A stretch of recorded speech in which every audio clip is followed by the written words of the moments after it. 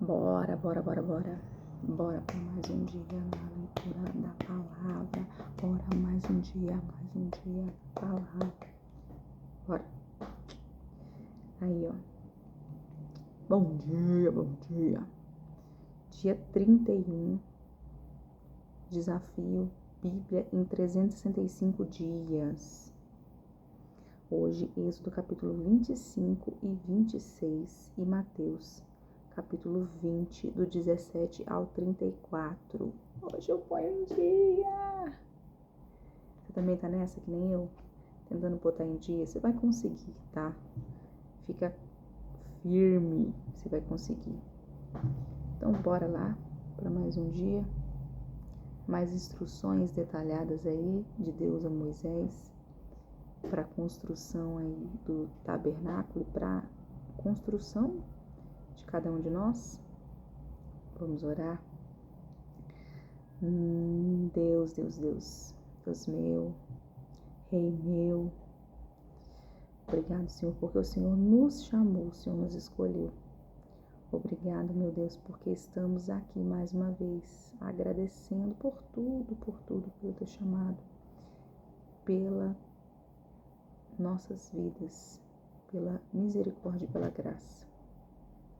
Nos permita mais uma vez compreender os seus ensinamentos, Pai. Espírito Santo, seja conosco, em nome de Jesus. Amém, amém. Então aqui vai falar instruções detalhadas a respeito da construção aí do tabernáculo. E ele vai começar assim, ó. Vai falar a respeito das ofertas no primeiro momento. Disse o Senhor a Moisés: fala aos filhos de Israel que me tragam ofertas de todo homem cujo coração o mover para isso. Dele recebereis a minha oferta. Esta é a oferta que dele recebereis. E aí, o que poderia ser entregue por oferta, né? Aí dá uma lista. Que me tragam ofertas cujo coração mover. Tô marcando aqui que eu vou fazer essa palavra para dizer minha oferta.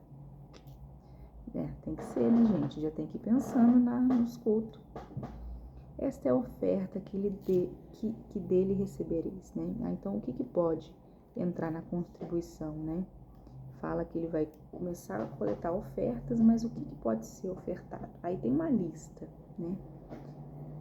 Esta é a oferta que dele recebereis: ouro, prata, bronze, estofo azul e púrpura e carmesim, e linho fino e pelos de cabra, peles de carneiro, tintas de vermelho, peles finas e madeiras de acácia, azeite para a luz, especiarias para o óleo de unção, para o incenso e para o incenso aromático, pedras de ônix e pedras de engaste para a estola sacerdotal e para o peitoral, e me farão um santuário, para que eu possa habitar no meio deles, segundo tudo o que eu te mostrar, para o modelo do tabernáculo e para o modelo de todos os seus móveis.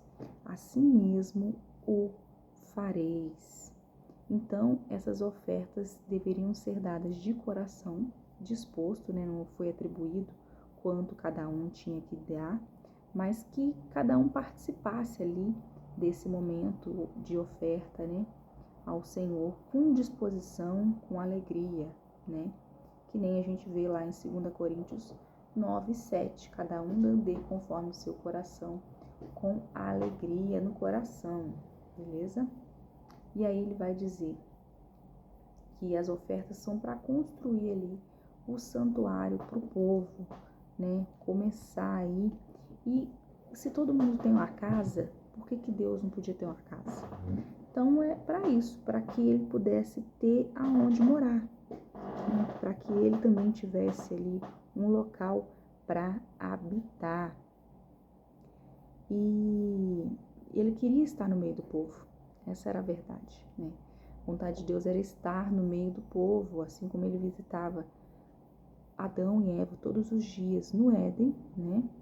Ele também queria estar próximo do povo, né? Ele tinha esse desejo. A gente vê isso em todo o tempo, né? O próprio Cristo que veio e morreu por nós mostra isso, né? Que ele quis estar no meio da gente. Essa é uma aliança antiga que ele sempre quis fazer conosco. E aí fala que o tabernáculo deveria ser construído. E não de qualquer maneira, né? Tinha todo aí uma orientação, né? Uma referência, uma preferência, tudo uma obediência do que havia de ser feito, né? Segundo tudo o que eu te mostrar, fala o verso 9. Modelo para o tabernáculo, assim o fareis, né? Tudo conforme ele indicar, simbolizando aí a presença de Deus. O que simbolizava a presença de Deus? A arca. E aqui as orientações a respeito da arca, as instruções detalhadas. Vai dizer assim: também farão uma arca de madeira, de acácia, de 2,5 côvados, será o comprimento de 1,5 côvado, a largura de 1,5 côvado, a altura. De ouro puro a cobrirás, por dentro e por fora a cobrirás, e farás sobre ela uma bordadura de ouro ao redor. Então aí essa arca, nessa caixa, ela vinha para representar a presença de Deus, né? Aqui ele fala a respeito das dimensões, mas ele enfatiza que a madeira tinha que ser uma madeira de acácia, uma madeira nobre, né? E que ela tinha que ser depois recoberta com ouro puro. Então não era só uma simples caixa, né? Era uma caixa recoberta de ouro. Vai falar que tinha que ter nas pontas, para poder carregar, né, essa arca, tinha que ter um suporte com varas, né, uma de cada lado, e elas iam ter argolas, né, essas argolas para poder sustentar. Quer ver? Deixa eu continuar lendo aqui. Farás também varais de madeira de acácia, e as cobrirás de ouro. Meterás os varais, que são as varas, né, nas argolas aos lados da arca, para se levar por meio deles a arca. Os varais ficarão nas argolas da arca e não se tirarão dela. E porás na arca o testemunho que eu te darei. Que é o quê? Eram os mandamentos, né? Ela devia ter esse suporte a esses varões revestidos de ouro para poder transportar ela de um lugar para o outro. E dentro dela eles iam colocar as tábuas da lei, né? Os 10 mandamentos, a aliança que Deus havia feito, as instruções que ele havia entregado para o povo. Mas lá na frente a gente vai ver também que o maná, ele há de ser colocado ali dentro da arca, também junto com a vara de Arão, que ela vai florescer, né? A arca não vai ficar só com isso, vai ter mais esses 2 itens lá dentro da arca, mas no primeiro momento essa era a orientação. 17 vai dizer assim: farás também um propiciatório de ouro puro de 2,5 côvados. Será o seu comprimento e a largura de 1,5 côvado. Farás 2 querubins de ouro batido os farás nas 2 extremidades do propiciatório, um querubim na extremidade de uma parte e a outro na extremidade da outra parte. De uma só peça, com o propiciatório fareis os querubins nas 2 extremidades dele. Os querubins estenderão as suas asas por cima, cobrindo com elas o propiciatório, assim, né? Estarão eles de faces voltadas uma para a outra, então um de frente para o outro. Então, só para explicar, né? Em cima da arca tinha 2 querubins, 2 anjos, um de frente para o outro, com as asas estendidas assim, eles olhando para o propiciatório, né? O propiciatório ali era o símbolo do trono invisível de Deus, é como se Deus estivesse ali naquele lugar, um espaço, então entre eles e ali eles segurando. Vou colocar depois uma representação aí dessa questão da arca, né, de como que ela seria. Então, eles encontrariam misericórdia de Deus e expiação dos seus pecados, que aí eu vou continuar. Eles estariam cobrindo as suas faces com as asas, voltadas uma para a outra, e porás o propiciatório em cima da arca, e dentro dela porás o testemunho que eu te darei, né? Volto a repetir os 10 mandamentos. Ali verei a ti de cima do propiciatório, no meio dos 2 querubins, que estão sobre a arca do testemunho, e farei contigo acerca de tudo o que eu te ordenar para os filhos de Israel. E aí, mais uma vez, ele fala, todos os detalhes têm que ser empunhados como eu falei, para que tenha santidade, para que realmente a minha presença esteja no meio de vocês, né? Ela seria um símbolo da presença visível de Deus. Eles teriam certeza que Deus estaria com eles se a arca estivesse com eles. Ela não deveria ser adorada, né? Mas era um símbolo da presença de Deus com o povo. E aí, continua dizendo, também farás a mesa de madeira de acácia, terá o comprimento de 2 côvados de largura, de 1 côvado e a altura de 1 côvado e meio. De ouro puro cobrirás e lhe farás uma bordadura de ouro ao redor. Também lhe farás moldura ao redor da largura de 4 dedos, e lhe farás uma bordura de ouro ao redor da moldura.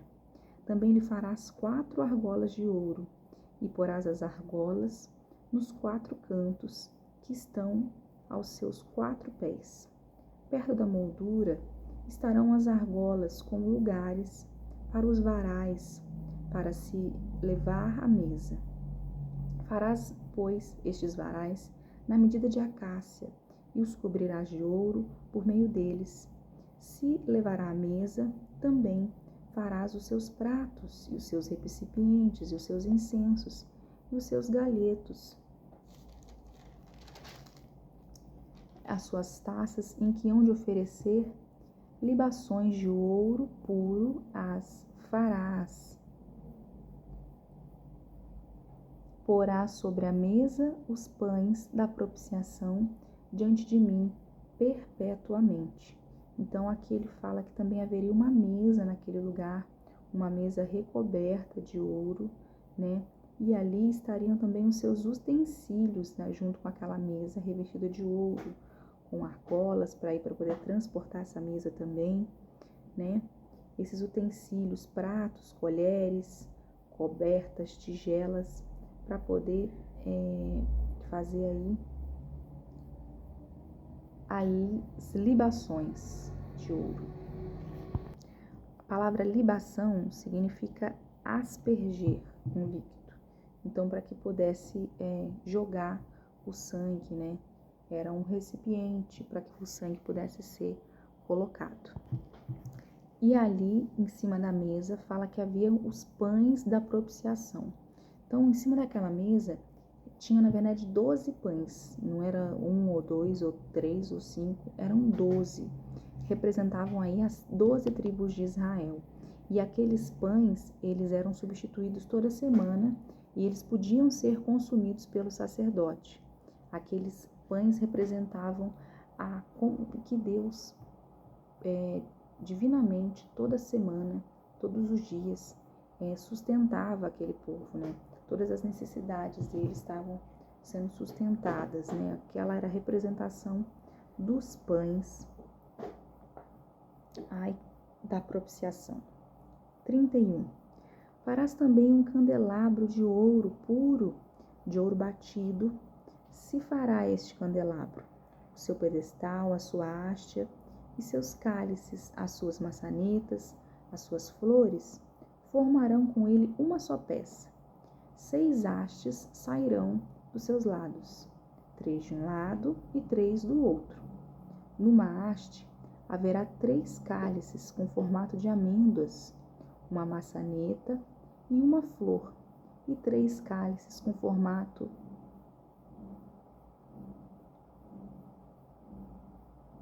de amêndoa, uma maçaneta e uma flor. 3 cálices em formato de amêndoas, de novo.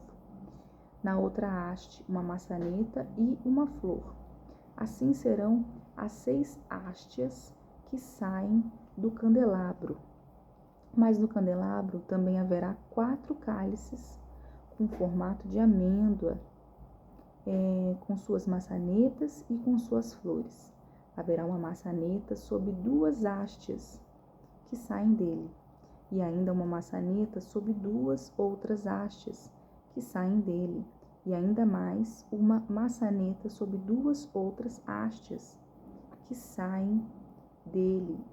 Assim se fará com 6 hastes que saem do candelabro, e as suas maçanetas e as suas hastes serão do mesmo. Tudo serão de uma só peça, obra batida em ouro puro. Também lhe farás 7 lâmpadas, as quais se acenderão para alumiar defronte dele. As suas espevitadeiras, os seus apagadores serão de ouro puro para apagar a chama, a luz. De 1 talento de ouro puro se fará o candelabro, com todos estes utensílios. Vê, pois, que tudo faças segundo o modelo que te foi mostrado no monte. Então, ele continua lhe dando instruções agora a respeito do candelabro. Uma peça única de ouro batido com hastes e bem elaboradas ali, com a decoração de amêndoa e flores aí dessas amendoeiras, Esse candelabro, ele devia sustentar 7 lâmpadas e ter também seus apagadores, também de ouro puro, que seriam utilizados aí cerca de 35 quilos de ouro. Tudo deveria ser conforme o modelo que Moisés estava vendo ali, Um candelabro com 7 lâmpadas que deviam ser continuamente acesas. Deveriam ali não apenas iluminar o templo, mas também simbolizavam ali a luz da presença divina, da orientação do povo naquele lugar. Então, um candelabro de ouro com 7 pontas aí, mas ele representava aí a presença de Deus.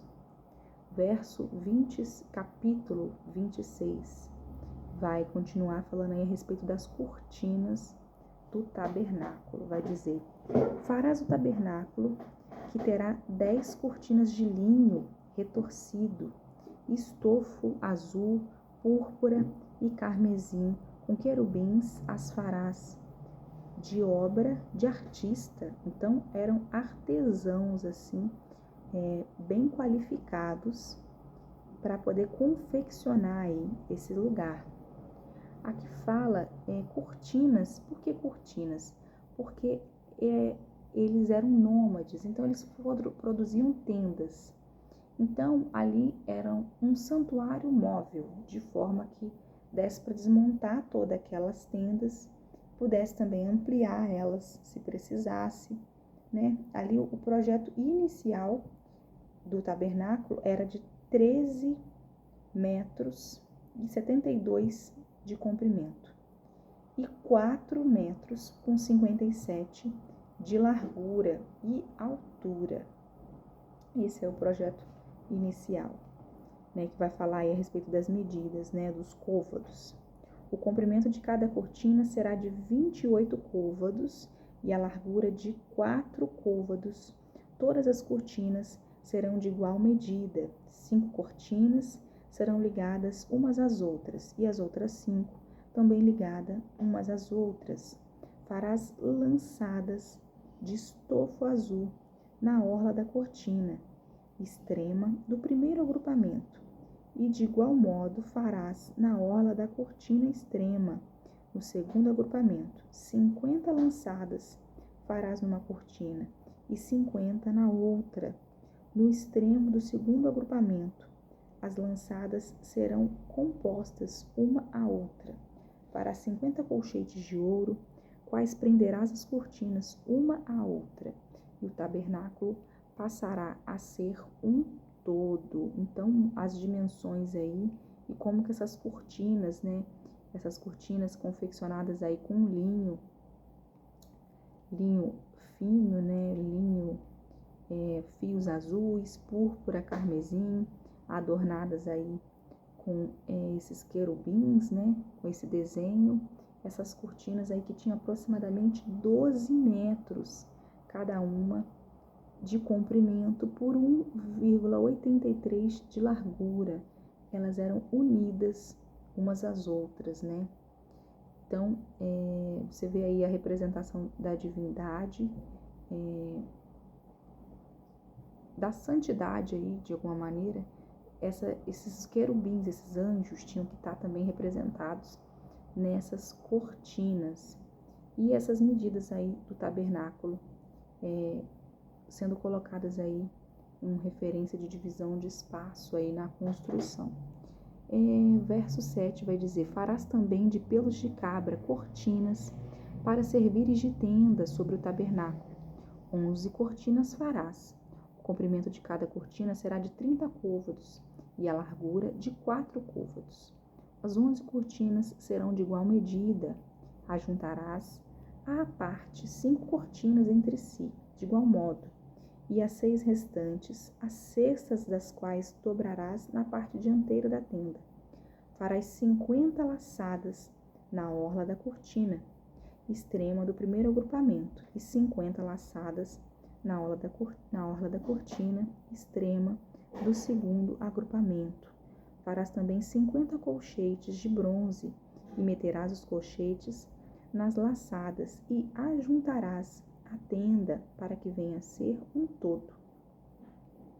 A parte que restar das cortinas da tenda, a saber, a meia cortina que sobrar, penderás as costas do tabernáculo, o côvado de um lado e o côvado do outro lado, do que sobejar do comprimento das cortinas da tenda, penderão de um e de outro lado do tabernáculo para o cobrir. Então fala que o tabernáculo tinha que ser coberto por 11 cortinas externas feitas de pelos de cabra, na parte de baixo que a gente leu aqui, que eu vou ler ainda, né? Mas primeiramente eram várias cortinas aí, e esse desenho já estava todo pronto na cabeça de Deus, né? Vê que ele dá com muita especificação, assim, cada partinha, cada medida, cada material, já estava tudo desenhado ali para ele. O verso 14, que aí sim, né? Também farás de pele de carneiro, tintas de vermelho, uma coberta para a tenda e outra coberta de peles finas, essas aí para o lado de fora. Farás também de madeira de acácia as tábuas para o tabernáculo, a quais serão colocadas verticalmente. Cada uma das tábuas terá 10 côvados de comprimento e côvado e meio de largura. Cada tábua, porque eram 2, terá 2 encaixes travados, um com o outro. Assim farás com todas as tábuas dos tabernáculos. Então é para montar tipo assim, um livrinho, né? Para abrir e fechar. Elas tinham que ter esses locais aí para poder juntar, né?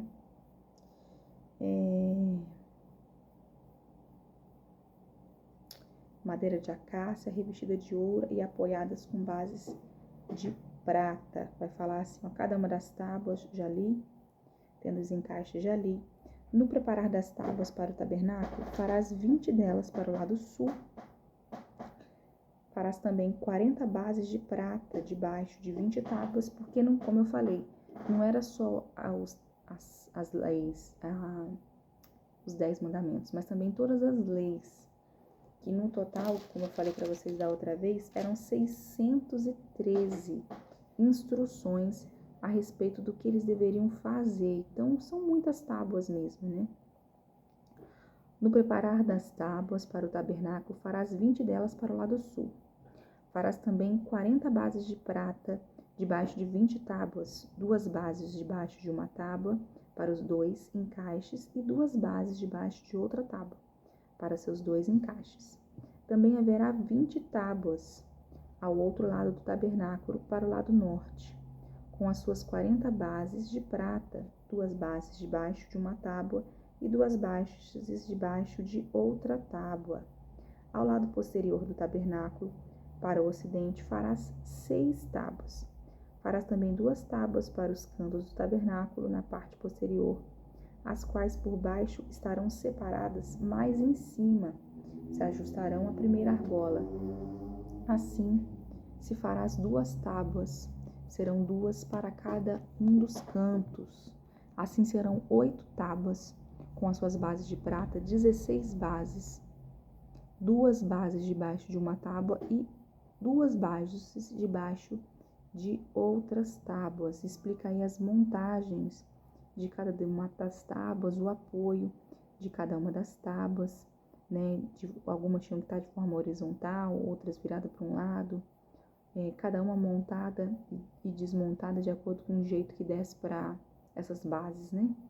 Para você poder montar facilmente quando você chegasse num outro lugar, né? Se tivesse um terreno irregular, se tivesse estabilidade, essas bases aí, manter as tábuas firmes para que elas não viessem quebrar. Essas bases que eram uma estrutura forte que trazia segurança, feitas de prata, né?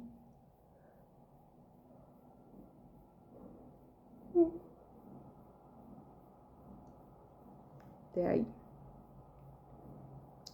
Vai dizer ainda: farás travessas de madeira de acácia, 5 para as tábuas de um lado do tabernáculo, 5 para as tábuas do outro, do lado posterior. A travessa no meio passará no meio das tábuas, uma extremidade à outra. Cobrirás o outro, as outras tábuas, levarás o tabernáculo segundo o modelo que foi mostrado no monte. Então, provavelmente ele tinha aí uma visão que ele estava vendo, que ele estava desenhando, ou um desenho que ele foi entregue. Enfim, haveria um modelo ali que ele conseguia ver para poder montar esse tabernáculo. 31 vai dizer: farás também um véu de estofa azul e púrpura e carmesim e linho fino retorcido com querubins, e farás de obra de artista, de artesãos, né? Bonito, negócio bem feito. Suspendê-lo-ás sobre 4 colunas de madeira de acácia, cobertas de ouro. Aos seus colchetes serão de ouro. Serão 4 bases de prata. Pendurarás o véu debaixo dos colchetes e trarás para lá a arca do testemunho, para dentro do véu, o véu vos fará separação entre o santo lugar e o santo dos santos. Então aqui as cortinas da parte interna que separariam o santo lugar e o santo dos santos, elas que tinham que ter um desenho aí de querubins nas cortinas, né? Então, o santo lugar ali era um lugar onde se estendia a entrada da tenda. Era um lugar onde ficava a mesa dos pães da propiciação e o candelabro de ouro. Já o santo dos santos era um cubo perfeito, né? 4 metros por 56, ao qual era o local onde Deus se encontrava, né? Ali estava a Arca da Aliança, né? Com o sumo sacerdote. Somente o sumo sacerdote poderia entrar nos santos dos santos. E no lugar santo, né? Lá dentro do tabernáculo, aí sim todos os demais. Só o sumo sacerdote no santo dos santos. E aí a porta, né? Como que era a porta?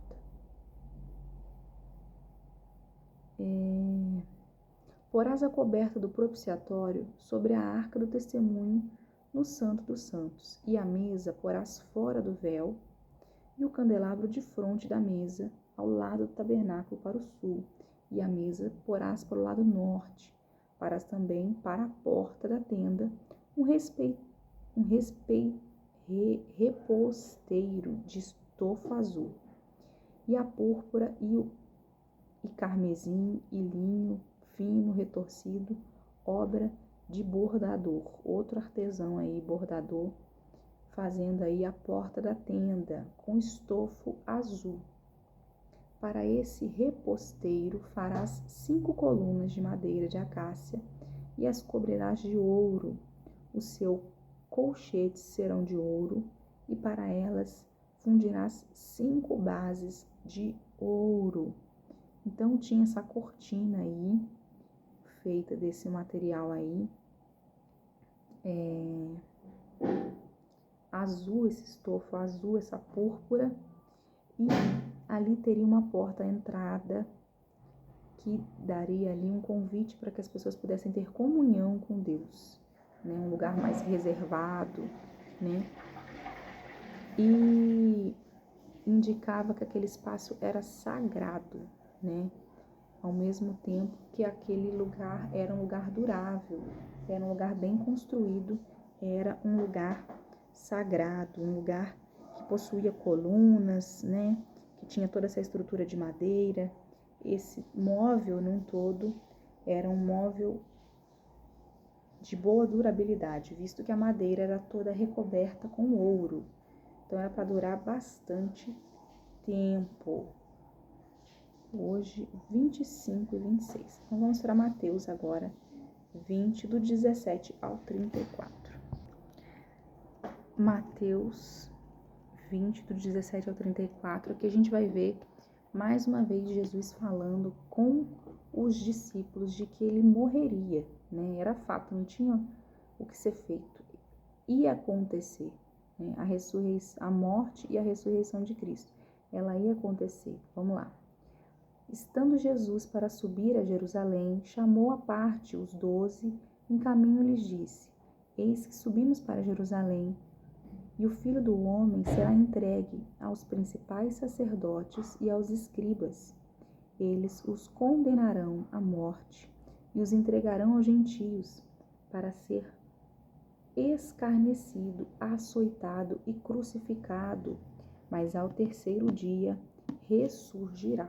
Então aqui ele tinha pleno consentimento do que ele teria que fazer, do sacrifício que ele teria que fazer, para que a humanidade pudesse aí alcançar a redenção, né? Ele tinha entendimento, pleno entendimento da sua jornada que o aguardava em Jerusalém. De maneira nenhuma ele escondeu isso dos seus discípulos, né? As pessoas às vezes acham que ele não sabia, por isso ele chorou, mas não. Ele tinha plena confiança e coragem daquilo ali que havia de acontecer com a vida dele. Por quê? Porque ele também sabia que ele haveria de ressuscitar.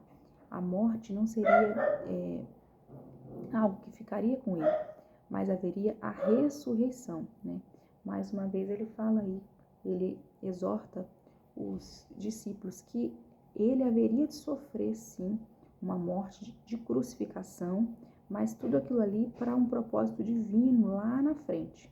Fazia parte da missão de Jesus naquele lugar. Versículo 20, fala assim: Então se chegou a ele a mulher de Zebedeu, um de seus filhos, e adorando, pediu-lhes um favor. Perguntou-lhe ele: Que queres?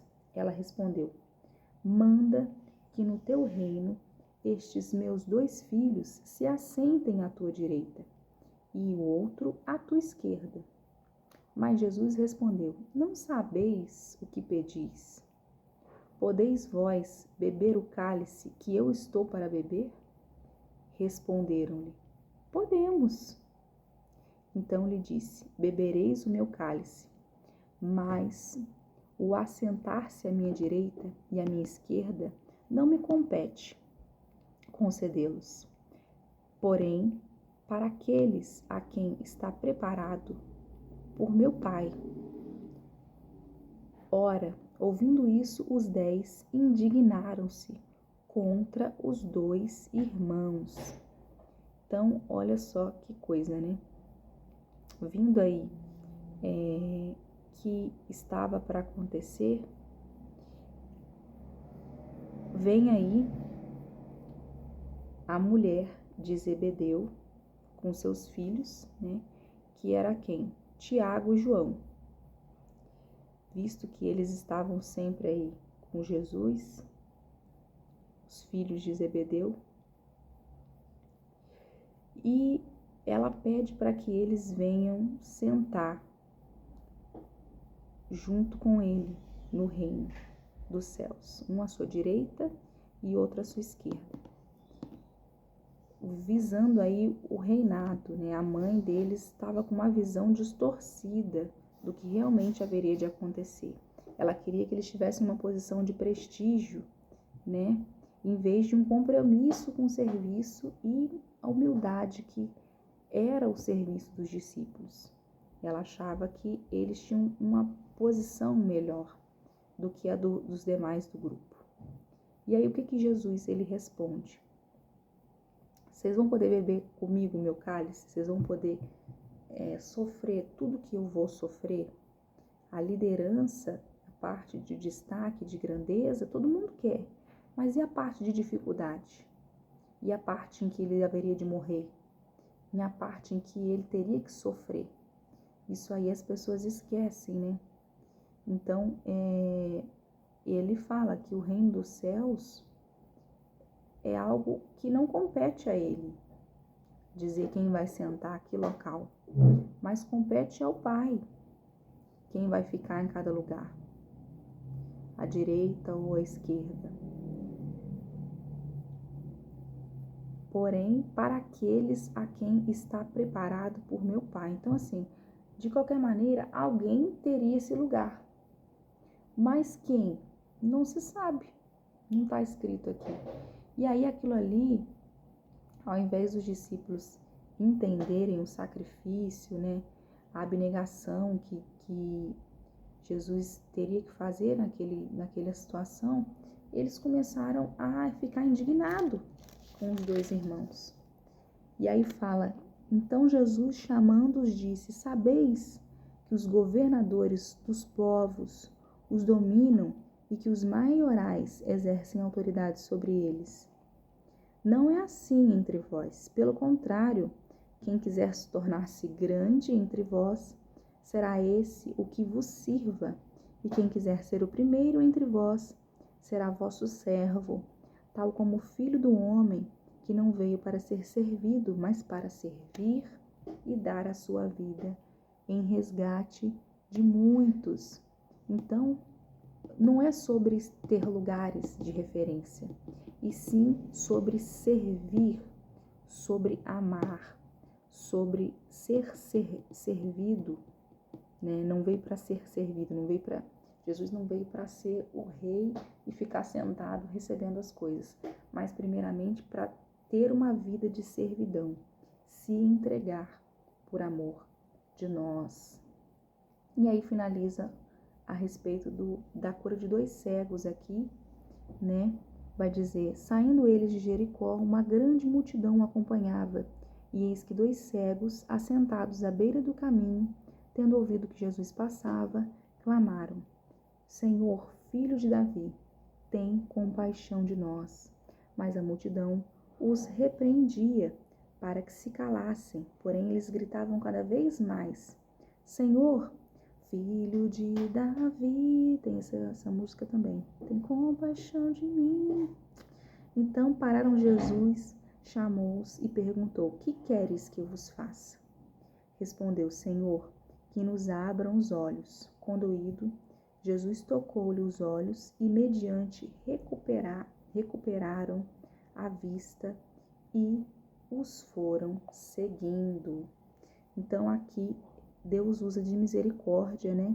E da fé também dos dois, porque eles solicitaram, eles reconheceram que Jesus era o Filho de Deus, era o Messias, né? E ele fala, Filho de Davi, tem compaixão de mim. Eles reconhecem que ele descendia da linhagem de Davi, né? Mesmo sendo cego, eles ouviram falar do amor de Jesus, e quando eles viram que a multidão acompanhava, que a multidão passava, eles falaram, ele está aqui, nós não podemos ver fisicamente, mas nós sabemos que Ele pode nos curar.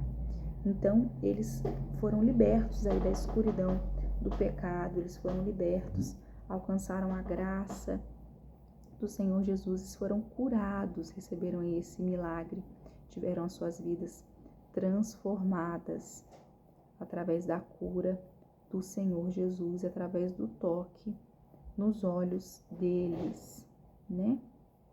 E é isso, a palavra de hoje.